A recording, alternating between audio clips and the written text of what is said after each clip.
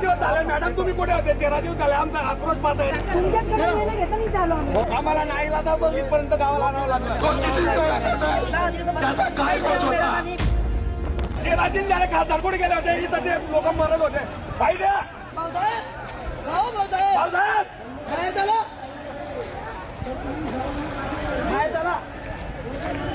खासदारांवर काय रोष आहे तुमचा? 13 दिवस झाले त्या मुलाला म्हणून आज येत आहे खासदार. अद्याप आम्ही मोर्चा आणला म्हणून सर्वांसमोर नाही आपण इथून आला नाही. मध्ये का आले तुम्ही? 13 दिवस झाले मॅडम, तुम्ही कुठे होते? 13 दिवस झाले आमचा आक्रोश पाहत आहे. 13 दिवस झाले आम्ही किती आमच्या गावापूर 13 दिवस झाले. मी आणलं काय तुम्ही माझ्या गावावर तुमच्यावर बोला. तुम्ही मॅडम तुम्ही आमची दखल घ्यायला गावावर यायला पाहिजे होतं. गावावर यायला पाहिजे होतं मॅडम. तुम्ही आमचे एवढे मोठे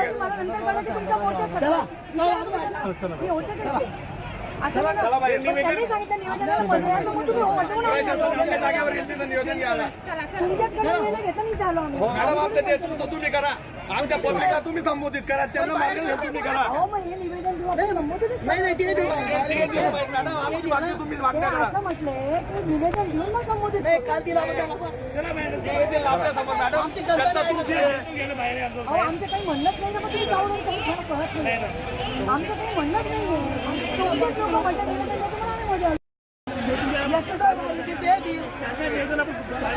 प्रत्येक वेळेस मध्ये प्रत्येक वेळेस मध्ये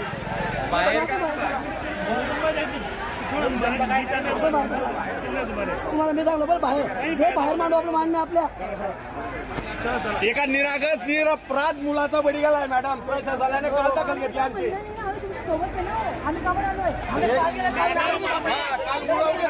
एवढा दिवस झाले मॅडम. आमच्या कोणत्याही पुढाऱ्यांनी दखल घेतली.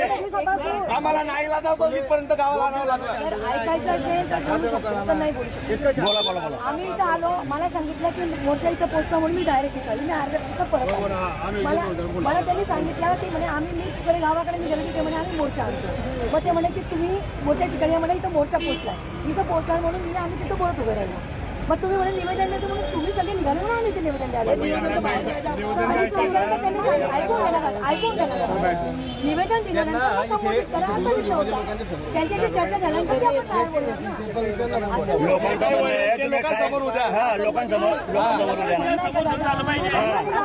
एवढे लोक आले गावाचे ते म्हणते तुम्ही गाव दिसता गावात. आम्ही थोडी काही म्हटलं नाही. मॅनेज केलं एवढी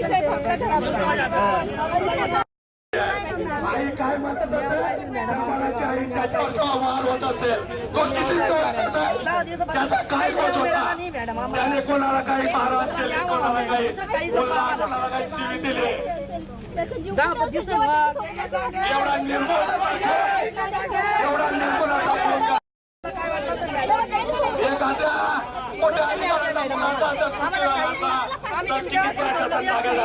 जोरात बी बोललो तर आम्ही माफी मागतो.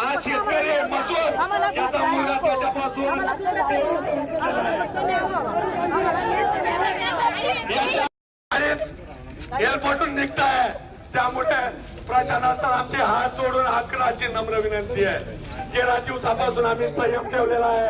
आमचा संयम सुटू देऊ नका. आमचा संयम सुटू पुढील सगळ्यांचं म्हणण्यानुसार त्याचा नरबळी झालाय. शरीरावर कुठल्याही प्रकारच्या खुणा नाही, फक्त गळ्याजवळचा त्याचा काही कंठ आहे तो त्यांनी काढून नेला. असं एकंदरीत ते सगळं चित्र आज या ठिकाणी आहे. आणि सकाळी मी त्यांच्याकडे जाण्यासाठी निघालं तर कळलं की मोर्चा आहे. तर त्या मोर्चामध्ये तिच्या भावना अतिशय प्रक्षोभक होत्या. म्हातारपणीचा त्या माणसाचा आधार जो आहे, काठीचा आधार म्हातारपणाचा, तो आज हिरावून घेतलेला आहे. ही अतिशय दुःखद आणि मनाला पीळ देणारी घटना आहे. नरबळीचे कलम लागू करावे ह्या संदर्भात मी एसपीशी पण बोलले. सन्माननीय जलसंपदा मंत्री गिरीश भाऊ महाजन यांनी प्रशासनाशी, कलेक्टर सेल, एसपी सेल सगळ्यांशी चर्चा पण या माध्यमातून केली आहे. आणि त्या माध्यमातून नरबळीचे सगळे कलम त्या ठिकाणी आपण लावायला सांगितलेले. आपली सगळ्यांची ग्रामस्थांची मागणी आता याच्यात अशी आहे की हा खटला फास्ट ट्रॅकवर चालवण्यात यावा. आणि दुसरं म्हणजे सन्माननीय निकम साहेबांकडे ही केस देण्यात यावी, म्हणजे याचा निर्णय लवकर लागेल. कारण त्या गावात आजची स्थिती अशी की प्रचंड दहशत आहे. अंगणवाडीच्या मदतीस आणि सेविका मला त्या ठिकाणी आशा वर्कर्स ज्या भेटल्या त्यामुळे ताई आम्हाला रात्री आम्ही 11 वाजेपर्यंत मीटिंग करतो, पण आज आम्हाला घराबाहेर पाडताना मनामध्ये अतिशय दडपण आहे की आम्ही जावं कसं, की उद्या आमच्यावरही काही हल्ला होऊ शकतो का. छोटी छोटी मुलं शाळेत जायला तयार नाही, अशी आता त्या रिंगणगाव त्या परिसरातली स्थिती आहे. ही धक्कादायक परिस्थिती आणि धोकादायक परिस्थिती ज्या पद्धतीने ते निर्माण झाली त्याचं कारण म्हणजे ते नरबळी आहे. आणि जर नरबळी असेल तर त्याला तात्काळ ते जे काही लोक असतील त्यांना त्या ठिकाणी फाशीची शिक्षा झाली पाहिजे. ही सगळ्या ग्रामस्थांच्या वतीने आम्ही सगळ्यांनी त्या ठिकाणी मागणी केली आहे. प्रशासनाशी आमचं बोलणं झालेलं आहे आणि त्या माध्यमातून आज या ठिकाणी निवेदन दिले आणि निवेदनाच्या माध्यमातून या ठिकाणी सगळे मागण्या त्या ठिकाणी केलेल्या आहेत. माझ्यावर संताप व्यक्त करण्यामागे त्यांचा उद्देश असा होता की निवेदन घ्यायला प्रशासकीय यंत्रणेतले लोक बाहेर बोलवा. आजच्या मोर्चाचं नियोजन ज्यांनी केलं होतं त्यांनीच मला सांगितलं की आपण निवेदन द्यायला मध्ये जाऊ, म्हणजे 10-12 लोक कोणी घ्या. त्यानुसार आम्ही 5-7 लोक गेल्यानंतर लोकांचं म्हणणं की निवेदन घ्यायला बाहेर बोलवा. मग त्यानुसार आपण बाहेर बोलवलं. साहजिक एखादी घटना जेव्हा होते त्यावेळेला तो संताप प्रत्येकाच्या मनात असतो. 12-13 दिवसापूर्वी घडलेली घटना, मी इथं नव्हते, मी बाहेरगावी होते. मी काल रात्री दिल्लीहून या ठिकाणी आले. माझ्या वेगवेगळ्या प्रकारच्या मीटिंग होत्या आणि आल्यानंतर मला कळल्यानंतर मी त्या ठिकाणी जायला निघाले होते. पण मला सरपंचांचा फोन आला की ताई याचा असा मोर्चा आम्ही ठेवलाय तर तुम्ही तिकडे या. म्हणून आम्ही अर्ध्या रस्त्यातनं परत या ठिकाणी आलो. मला सांगितलं मोर्चा कलेक्टर ऑफिसला पोहोचला म्हणून मी इथे येऊन थांबले होते. आणि ह्या सगळ्या प्रकरणामध्ये आपल्याला सगळ्यांना माहिती की ज्या गावात अशी घटना घडते तिथं प्रत्येकाच्या भावना हे प्रक्षोभक असतात. संतापात प्रत्येक माणूस त्या ठिकाणी बोलत असतो. त्यांचं म्हणणं की निवेदन घ्यायला बाहेर आलं पाहिजे. त्यांनी मध्ये बोलवलं होतं, त्याच्यात त्यांचा तो संताप होता, तो रास्ता होता.